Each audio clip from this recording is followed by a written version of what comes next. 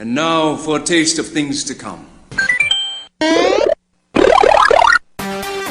great slam and then some. It's on. It's time for the new Game On podcast. We're celebrating our favorite games. Falcon Punch! Mamma mia! Finish him! It's a little bit of the old, You're good, but I'm better. a little bit of the new, I am assuming direct control. and everything in between. But enough talk. How about you? Let's get things started. Get more from your gaming habit with Jeff Johnson. Game on! Game on! Game on! And it's the new Game On podcast. I am Jeff Johnson, and welcome to a special live edition of the podcast this week. It's unique. It's been a while since we've done a live episode of the show, and we're in the great outdoors. We're outside, still under quarantine, but sort of just taking in the atmosphere around us at this time, because we're doing a special episode today. We are bringing you the first half, potentially the first half of the top 100 games I have ever played list. Now, as you know, if you've been listening to the previous episodes, I have been following along with this GG app, going through my gaming collection. Still got a long way to go.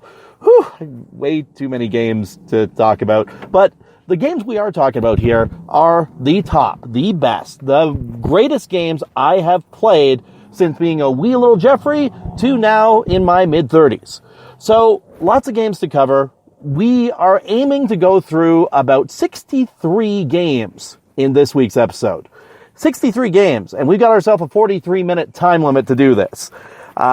We might hit that, we might not. I may end up cutting this short and turning this into a three-parter, but we'll see what happens because we're bringing this episode to you today.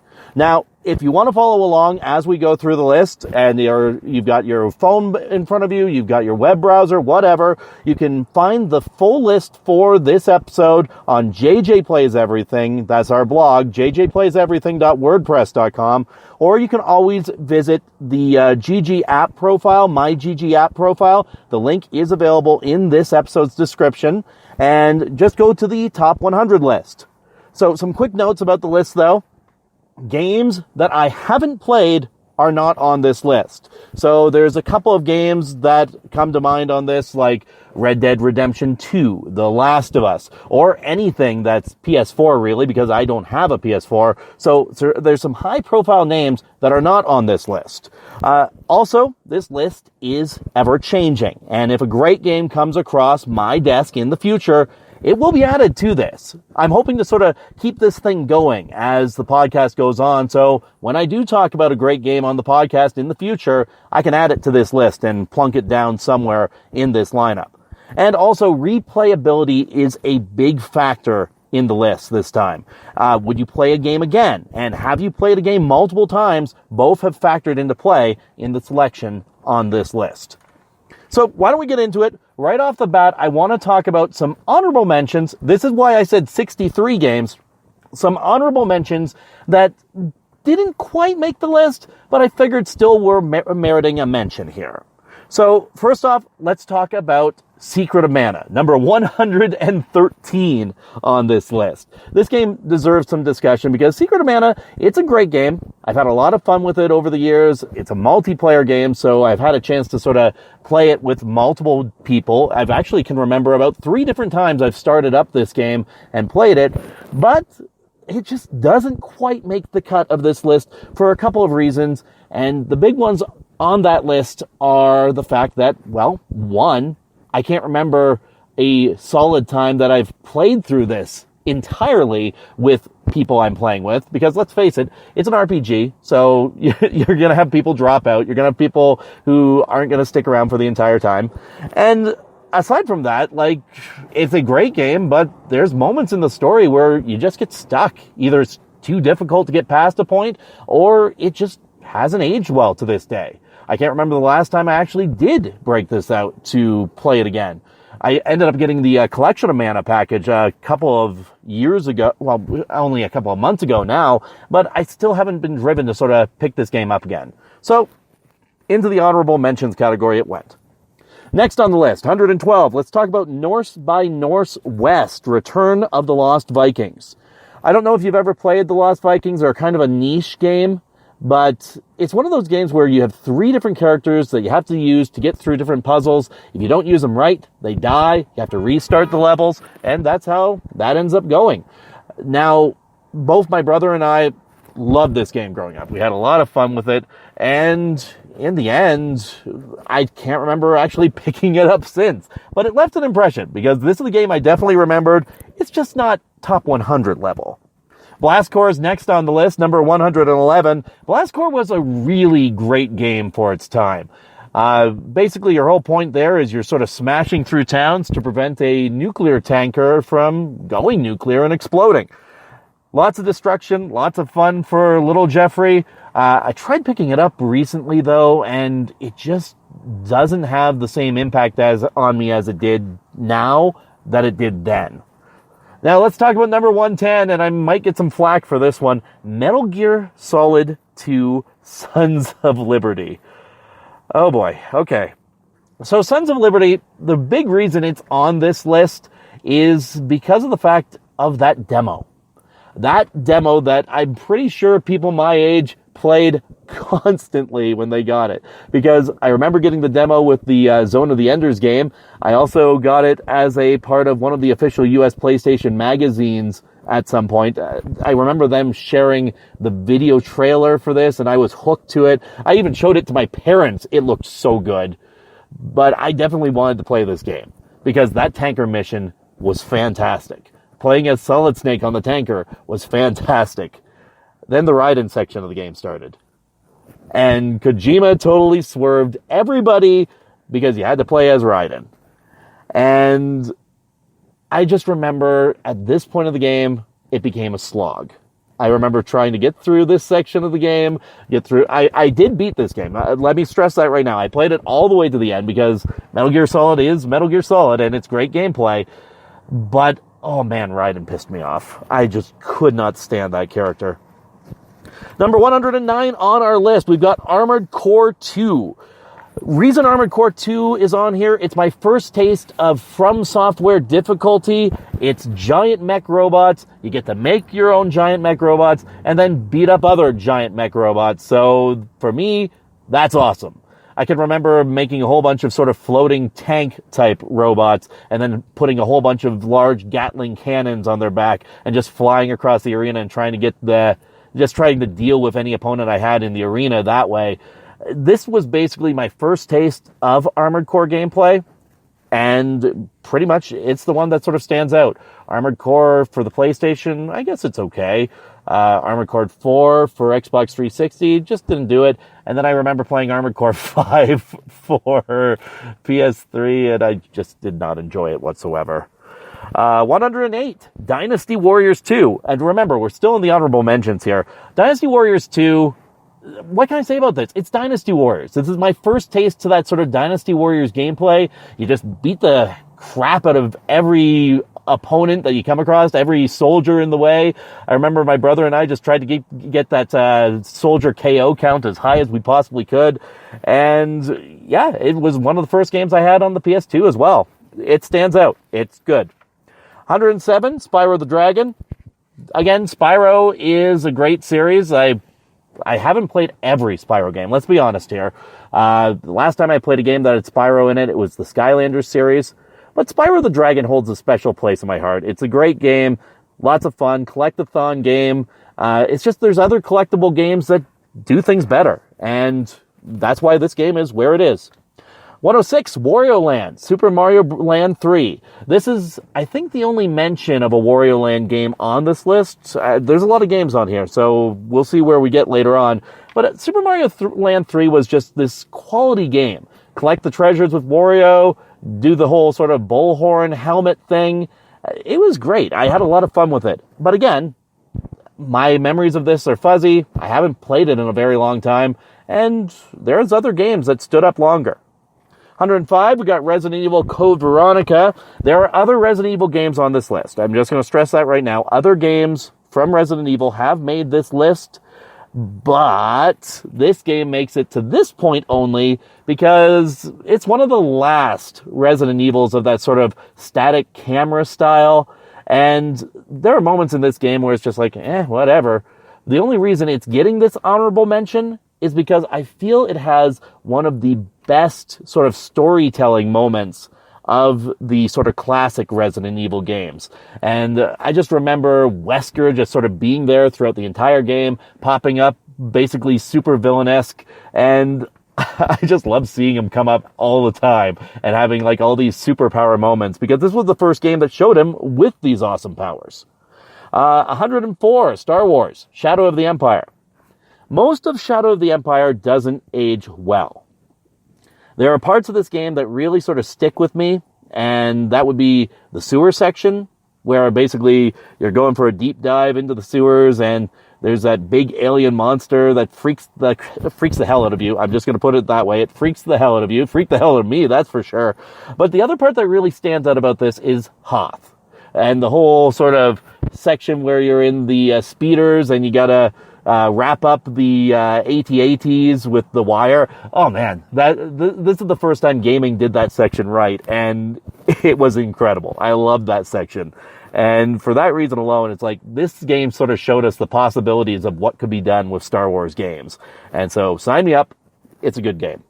103, Super Bomberman. This game could have been interchangeable with its sequel, Super Bomberman 2, but Super Bomberman sort of wins it overall just because the music in that game sort of stuck with me a lot longer than what the music did in Super Bomberman 2. Either way, both games are fantastic. Super Bomberman was this great SNES game. It's the first time I ever used a multi-tap controller and played like 4-player games with my cousins. I can remember I was getting mad in the sort of versus mode and just kept trying to beat each other in this game, which sometimes resulted in us trying to beat each other up just outside as well. So this game sort of lasts with me for that reason.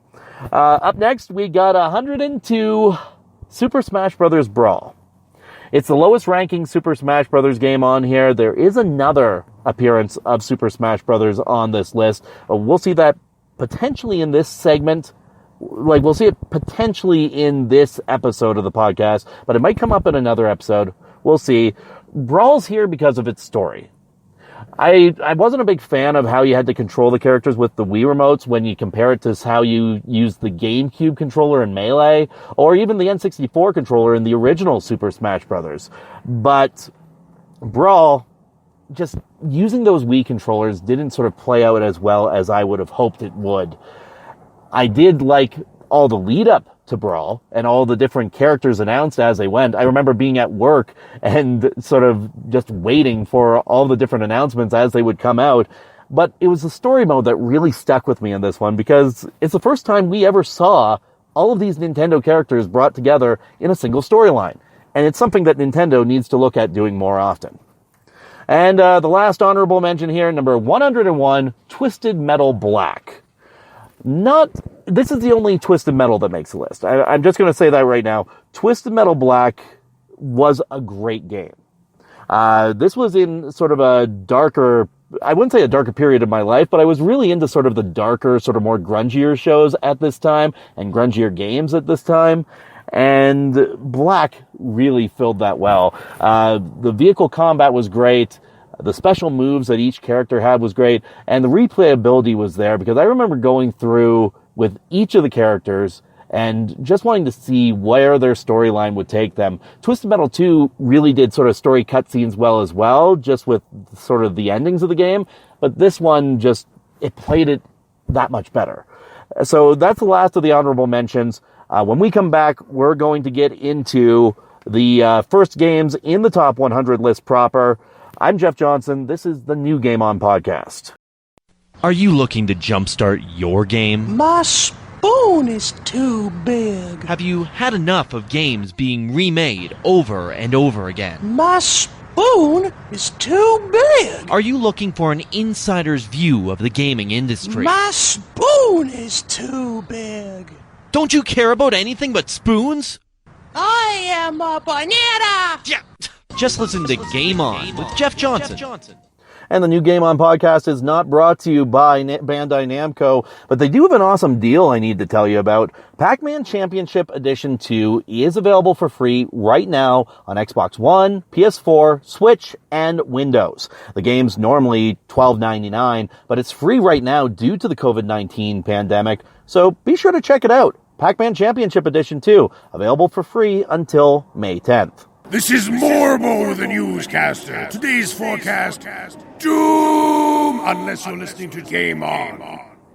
The new Game On podcast continues. Here's Jeff.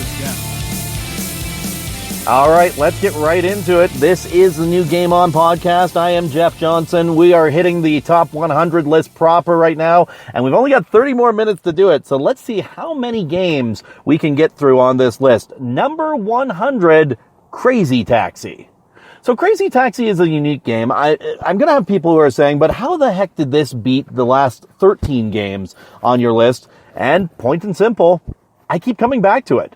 Crazy Taxi is a game that's been around for years, and every time I get some downtime or just happen to come across it when I'm going through my collection or going through my downloaded games, I think to myself, yeah, I'll give it a go again. It's a lot of fun. It's timeless. And it's one of those games that really has stood the test of time. It's very fun. It's good to play. And there's one aspect of it that I keep thinking about every time, just starting the game and the soundtrack kicks in. If you had the original version of it, where it's like, yeah. Like, this game was the soundtrack of the days. Like, it was the soundtrack of that age. And it was so good. Number 99 on the list, we've got Mega Man 3. This is one of my favorites from the Nintendo Mega Man games. In fact, I can remember at one point picking it up as a rental from, I think it was a store in Cambridge at the time. I can't remember too much about it. I just remember wanting to play this game over and over and over again. It has a lot of really good sort of robot masters in here. Snake Man really comes to mind. Needle Man was another good one. Top Man, not so much. What were you thinking, Capcom? But there was a lot of great villains in this game, a lot of great characters, and it's the ending stretch, those ending levels that really stood out to me. Plus, I also remember Captain N the Game Master. We're going way back here. I'm dating myself super hard here. But Captain N the Game Master actually put Mega Man 3 into an episode of the show, and that was really cool. 98, The Bouncer from Square Enix. A more unconventional choice, I know, but this is a game that I've actually been craving picking up again. I really enjoyed the characters in this game. This is one of the first times that I can remember that you saw sort of polished Square Enix style cutscenes in games. Plus, it's rare for Square to do a game that is largely a Double Dragon game. And I love my Double Dragon games. And by the way, Double Dragon is another game you'll be seeing on this list later on. The Bouncer, anyway, if you haven't played it, it's a PS2 fighting game. You get to pick 3 different characters. Volt Kruger is the one I usually ended up picking up throughout it. I probably screwed up that last name, but Volt was his first name anyway. And basically, you just went through different levels. Depending on how well you did in the fights, you got yourself experience points that you could use to cash in for new moves for your characters. It was worth your time. It was a great game. 96 on our list. Surprisingly low, but I'll get to this. Rocket League. Rocket League is a great game.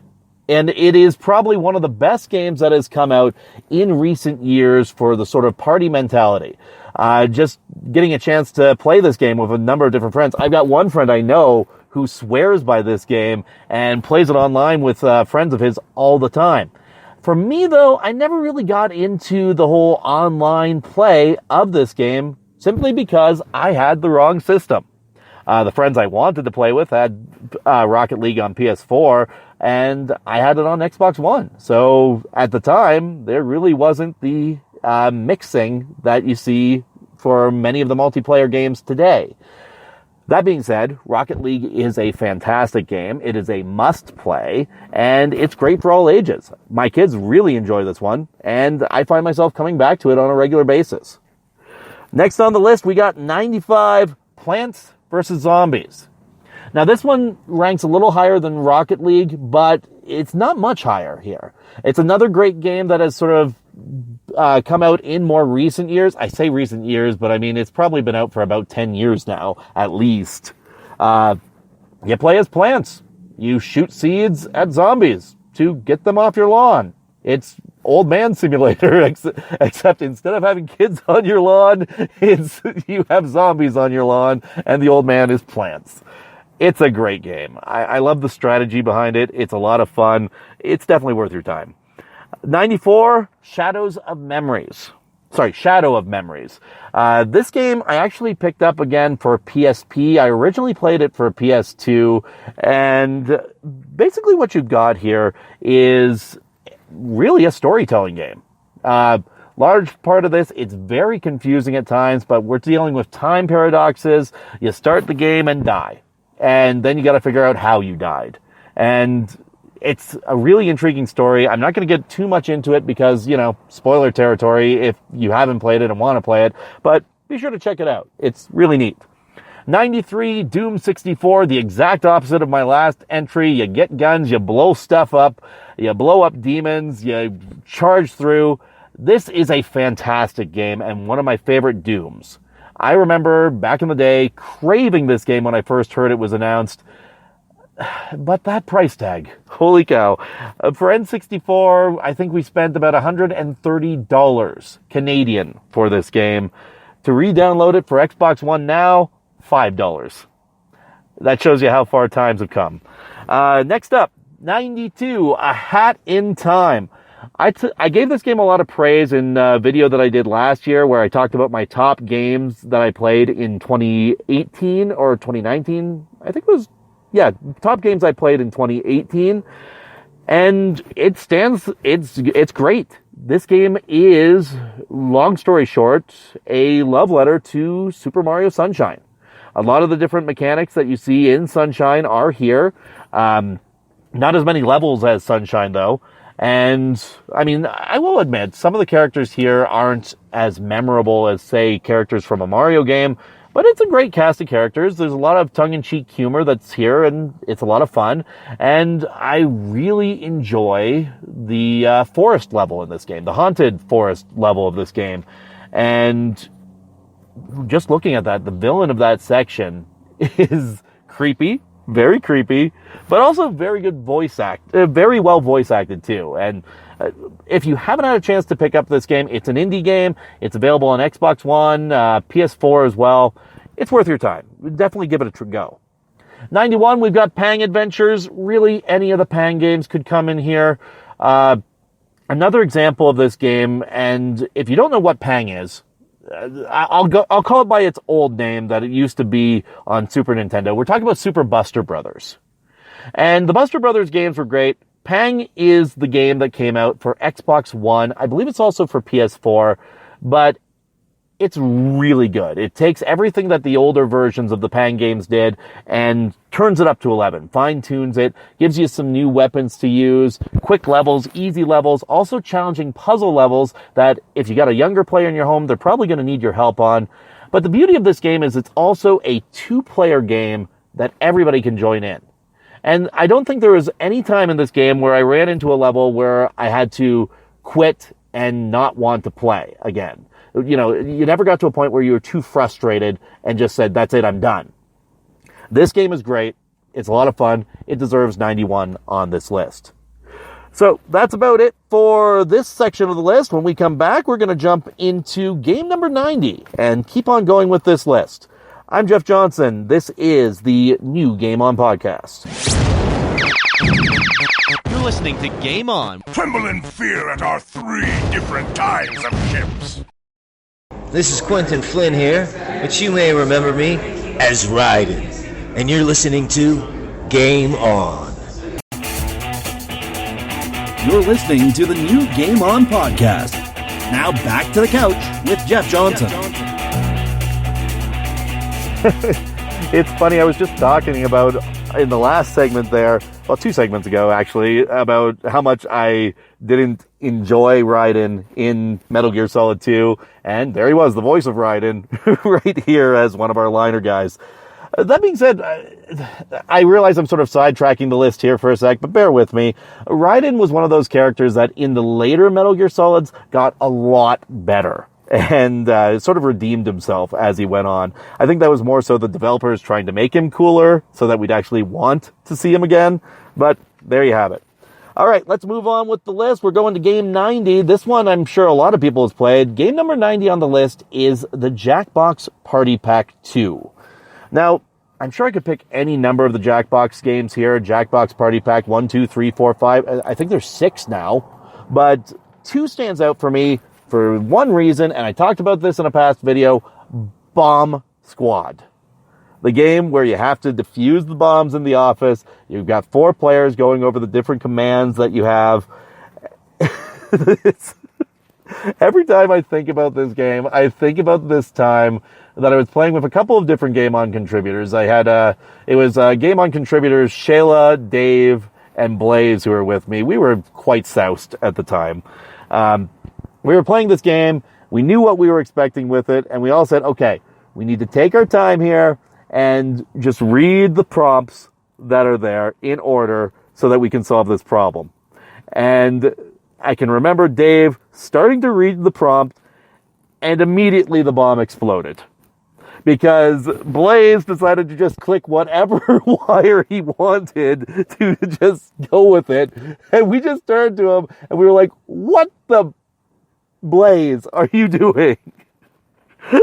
It was just one of those moments. It had to, you had to be there. I wish that we had broadcasted that one because it was absolutely fantastic. Aside from that, Party Pack 2 had a great collection of games. I've found with a lot of the later Party Packs, there was a couple of the games in there that I just didn't enjoy, if that makes sense. There's a few of them that were just kind of stale, whereas all the games in Party Pack 2 are solid. It's probably the best one of the bunch. Number 89, we've got WrestleMania 2000. Once again, another great multiplayer game. This was back when wrestling games could actually be good. I can't stand the 2K games. Holy cow, they're bad. They just, I don't know why they went the more simulation route with their games when they had it perfected in the N64 days. All they had to do was keep the same system and pump up the graphics, pump up the characters. Away we go.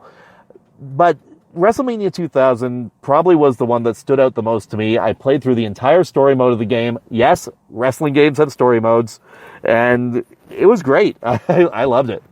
Number 88, we got Risk Factions, another great multiplayer game. You're going to notice a trend with this section of the list anyways. Risk Factions is the best Risk game. I know there's been more modern takes on the Risk games as well that have come out in recent years. They're not good. I hate to say it, they're not good. Nowhere near as good as what this one was. Risk Factions had sort of a comical fun approach to it, but the important thing here was the game was quick. Like, you could play it with friends, you could get through an entire game in probably 20 minutes to half an hour, and then you go again. Whereas the new Risk games that are out on PS4 and Xbox One trudge along. There's like different graphics that play between fights. There is no sort of quick play option. It's nowhere near as good. And Risk Factions is a game that even though it's only available on the Xbox 360 and you can't play it on the Xbox One because of licensing rights, we'll break out the Xbox 360 and play it again and again and again. We've broken out the Xbox 360 a couple of times to play this game. It's worth it. 87 on the list, the old classic. We're going to Nintendo. It is Tetris.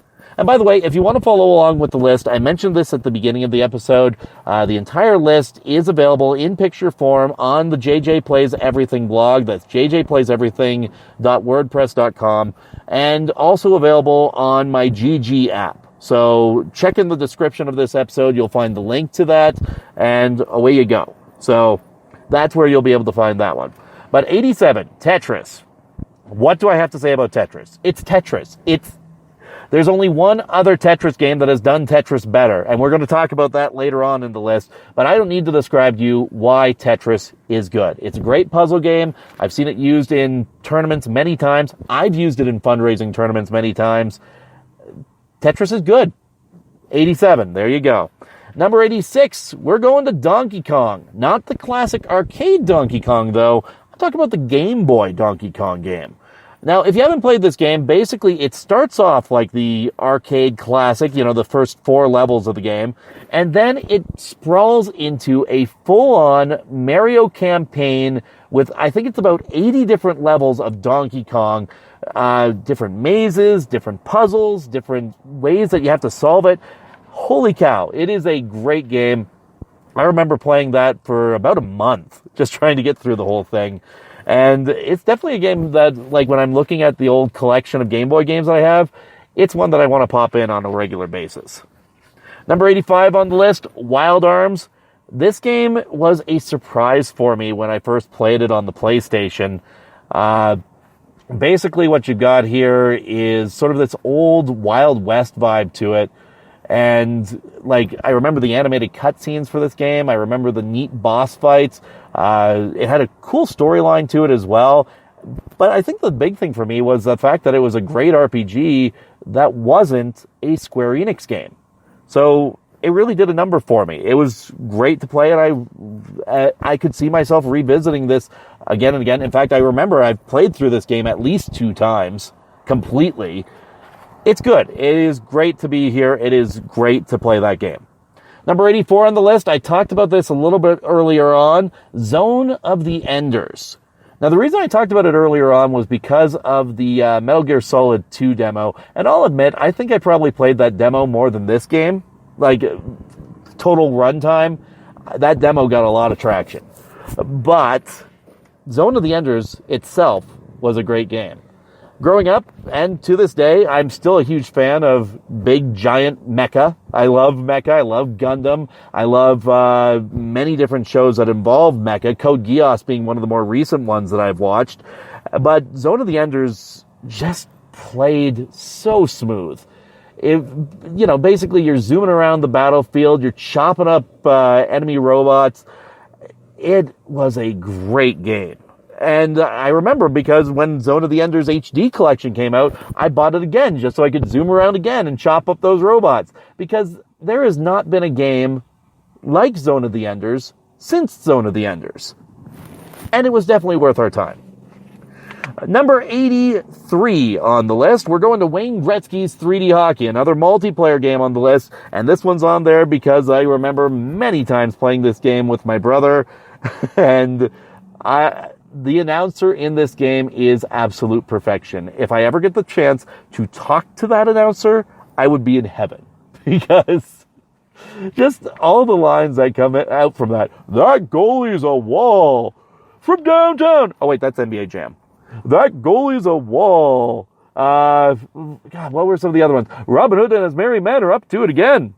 This guy, I hate to say it, but this guy influenced me to be an announcer long before I even thought about being an announcer. He's fantastic at what he does. But then the gameplay, too. I mean, I'm not a big fan of the sort of simulation-style sports games like NHL and stuff like that. This game, arcade play, lots of fun. My brother basically spent the whole time just running around checking everybody, causing fights, and then, winning the fights. But it's great. It is a really great game. And one of the best sports games on the N64. 82, we got Injustice 2.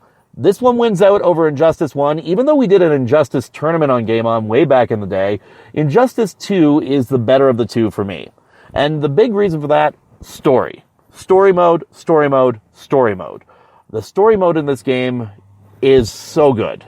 And there are so many actors in this that I can remember the voices of. Obviously they got the best Batman of all time. I'm talking about an all-time list, and I'm talking about a great voice actor of all time. But the Batman voice actor from the original animated series voices Batman here. You've also got Wei Yun from Deep Space Nine. For the record, I suck at actor names. Even though I've interviewed plenty of voice actors, I suck at their names. But Wei Yun from Deep Space Nine plays Brainiac in this game, and that is the absolute perfect fit for Brainiac. Cutscenes in this game are fantastic. Multi-branching story.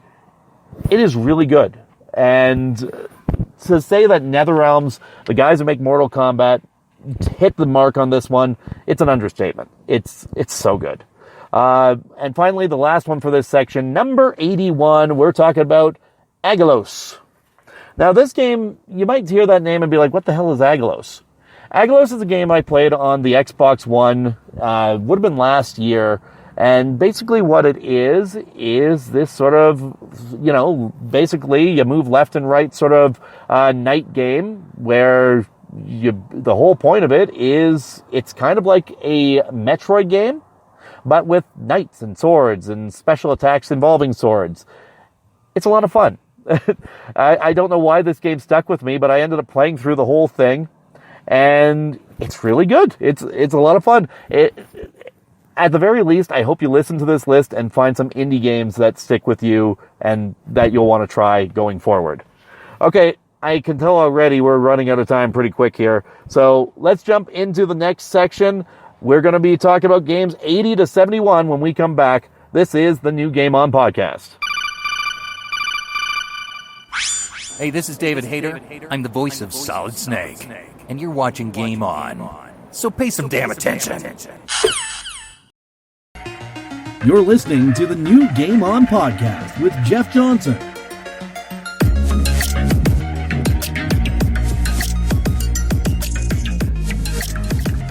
And here we are, the new Game On Podcast continues. So I was saying we'd probably get through about half of the list in this episode, half of the top 100 games I've ever played list.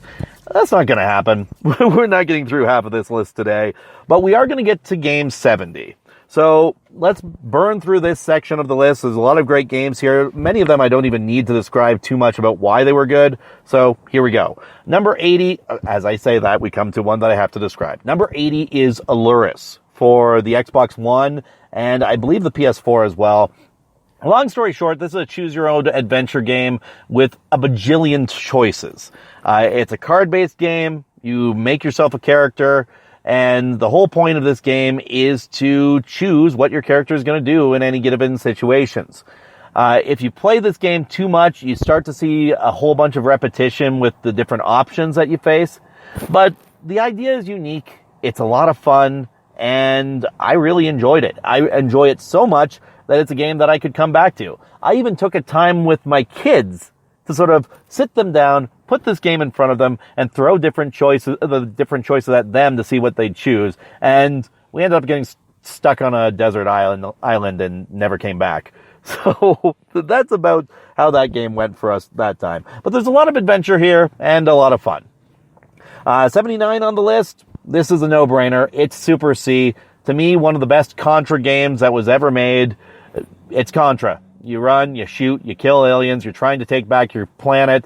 The Nintendo version, to me, is the better version on this. I know the arcade version is good, but I just enjoyed the Nintendo version better. Plus, there's a whole bunch of Game Genie codes that really helped me get through this one. But it's great, and the monster designs are fantastic for the boss fights. 78 on the list, Grand Theft Auto 2. This, I think, is the only Grand Theft Auto game on this list. And there's a reason for that. This is the only Grand Theft Auto game I played that made me want to beat it. I didn't. I got really far in it. I played through many of the missions and actually got to different maps with it. But it is probably one of the best Grand Theft Auto games I can remember.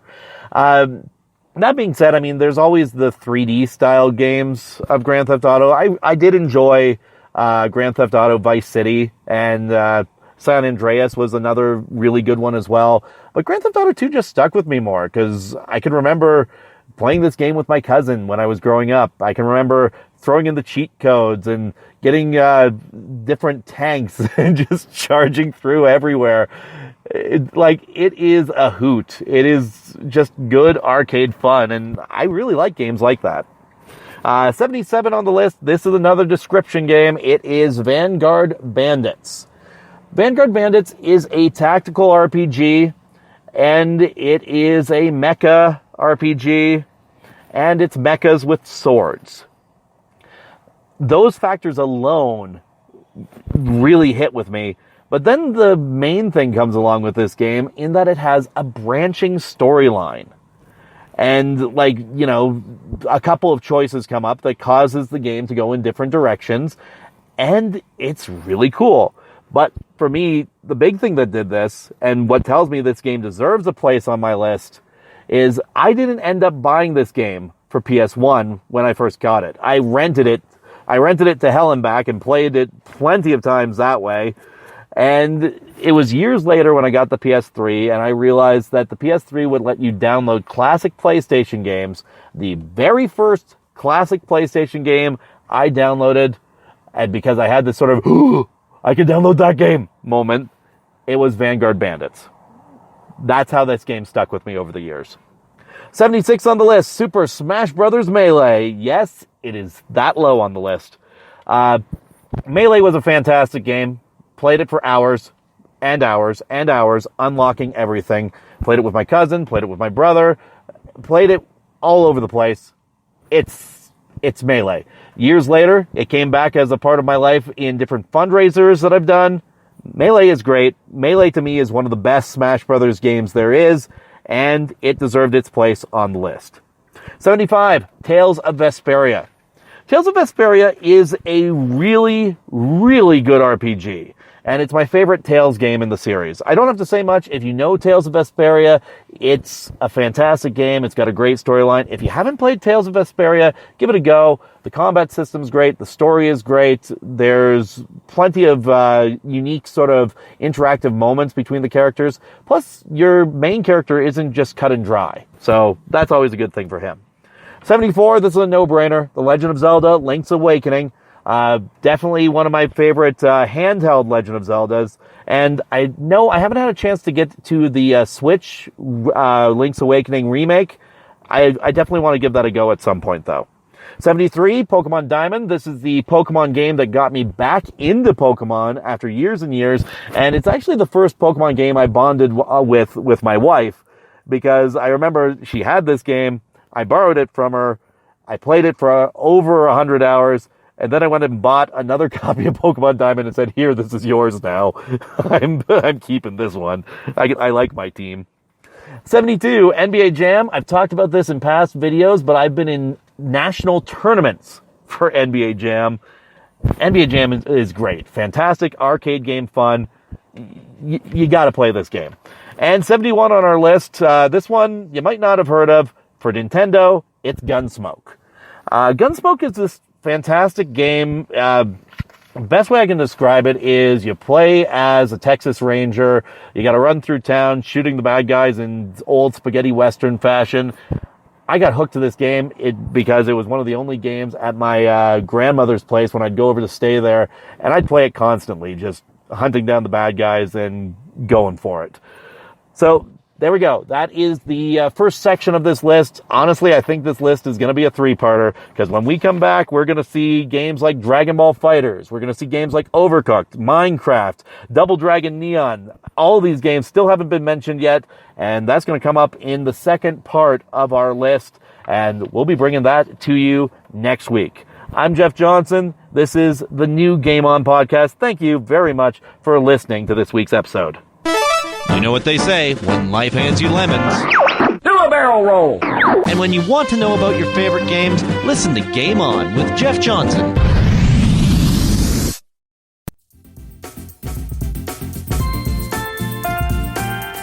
And you've been listening to the new Game On podcast with Jeff Johnson. You can find more content from Game On Facebook and on youtube.com/GameOnGNT. And don't forget to check us out on Spreaker for all your podcast needs. And now, the Dance of Solitude. Huh. Yeah. All right. Doing the dance. I'm dancing to the song live. Oh, the music stopped.